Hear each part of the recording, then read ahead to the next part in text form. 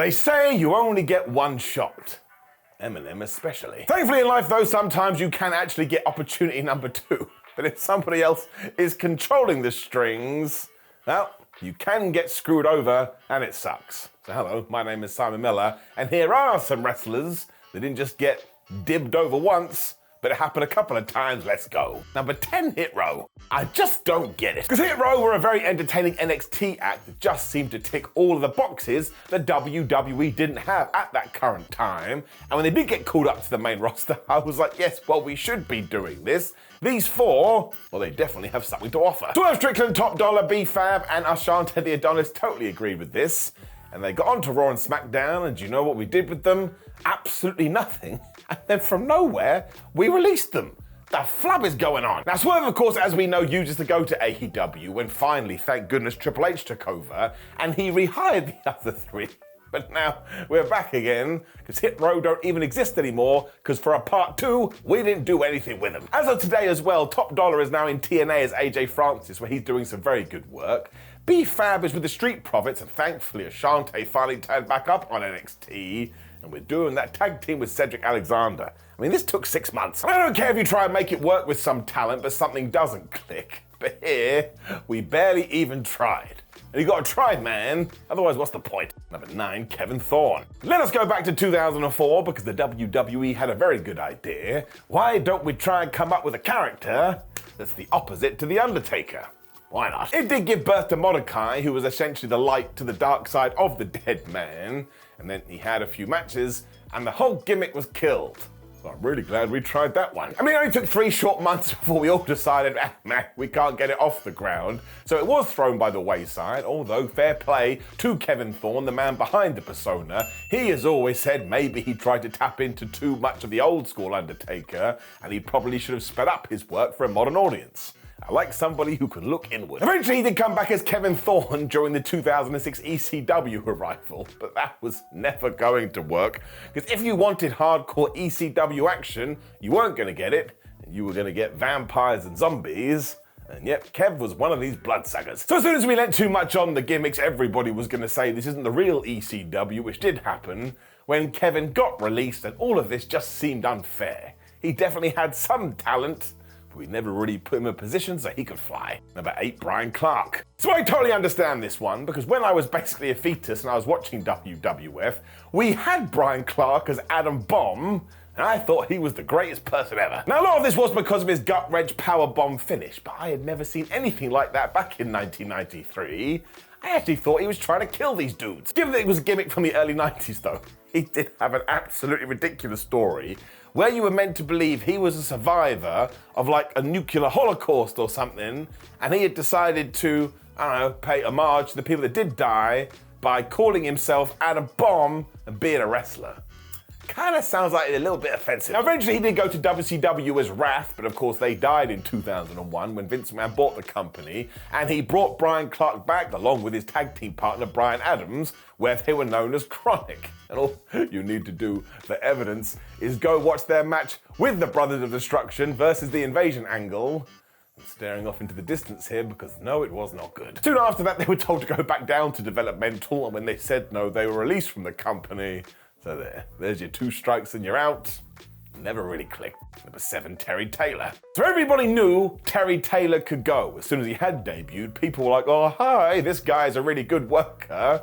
Obviously, eventually, he was hired by the then WWF. When he did debut in 1988, though, something strange had happened, because he had a red streak through his hair, and we were calling him the Red Rooster. And he had to walk around like he was a chicken. Surprise, surprise, it didn't get over. Given that he was so out of his comfort zone, eventually he went to WCW, where he was just treated like a good wrestler. And once again, some folk were even like, oh my gosh, he reminds me of Ric Flair. Eventually, Vince McMahon did hire him back just because his contract expired, where he was dubbed Terrific Terry Taylor. And this time, he was as generic as they came, so surprise, surprise, for another go, it didn't do nothing. The word has always been that maybe, just maybe, Vince didn't like Terry. And yeah, when you go through all of this, well, it's hard to argue against it. Number 6, Shane Douglas. Shane Douglas absolutely made a name for himself in pro wrestling. If you go watch proper ECW, he was right at the tippity top, and he was doing such controversial things, people took notice. So just came to prove that in the right environment, he did know what he was doing.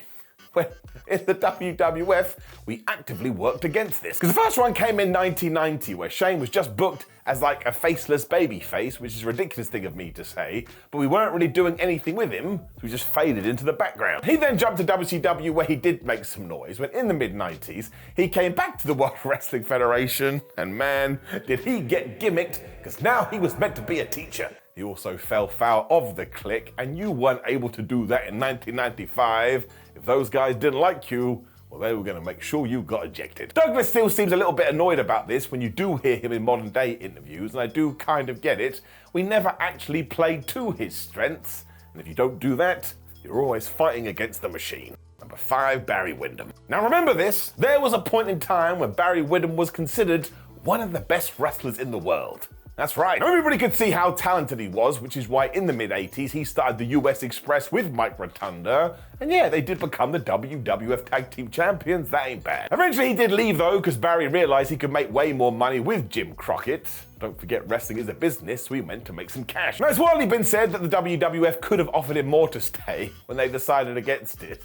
When we got to 1996, and they just went, listen, we know you're Barry Windam, but again, this is the era of gimmicks, so you've now got to be the stalker, and man, he had to wear camouflage. I mean, you can see this on the screen right now. Look how ridiculous it is, and I think that's meant to be intimidating. It is not. Everybody also knew it was just Barry Windam, so the gimmick was dead on arrival, and what's worse is this was meant to be part of an NWA invasion. We all know how that goes when the WWF are involved. And look, I get it, Windam hadn't been the same kind of worker he had been for the 10 years prior, but he had name value for goodness sake, and we took that name and boop, we just flicked it out the window. Number 4, Albert. Current head trainer Matt Bloom is a big man that can go, and I mean this from the bottom of my tipsy toes. He probably could have been the WWE champion at one point, or at least a good contender. I mean, look at Hulk Hogan in the 80s. It was always like, oh my gosh, how am I going to beat this giant? And then he beat the giant. Matt Bloom could have been that giant. Now, most of you are going to remember him as Prince Albert. Do not Google that. Or the A-Train. And look, he had a decent run in the WWE, but eventually I think he got tired of hitting a ceiling, so he left and he went to Japan. Over there, though, he did such a good job because he was booked at what he was good at. Word got back to Vince McMahon that, oh my gosh, we need to rehire him, which we did do. We called him Lord Tensai, I think just because he'd been out making money in the East. What? He also had Japanese lettering all over his face, and he was meant to be feuding with John Cena, so at least we had big plans, but surprise, surprise, as soon as the fans did see him, they went, well, that's just Albert, let's chant his old name.